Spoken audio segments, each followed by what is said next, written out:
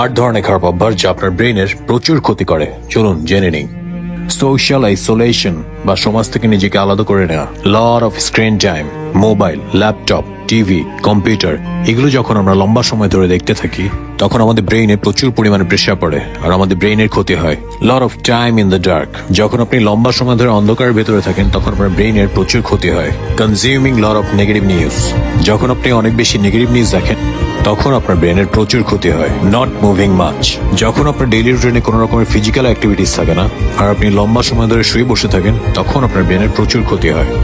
Blasting earphones in full volume, যখন আপনি ফুল volume দিয়ে হেডফোনে গান শোনেন তখন আপনার ব্রেনের প্রচুর ক্ষতি হয়। নাম্বার 7, ব্যাড স্লিপ হ্যাবিটস, যখন আপনি নির্দিষ্ট সময় ছাড়াই যখন তখন ঘুমিয়ে পড়েন তখন আপনার ব্রেনের প্রচুর ক্ষতি হয়। টু মাচ সুগার, যখন আপনি প্রচুর পরিমাণে চিনি খেয়ে থাকেন এটা আপনার ব্রেইনের প্রচুর ক্ষতি করে। Thank you guys for watching. Do follow for more videos like this.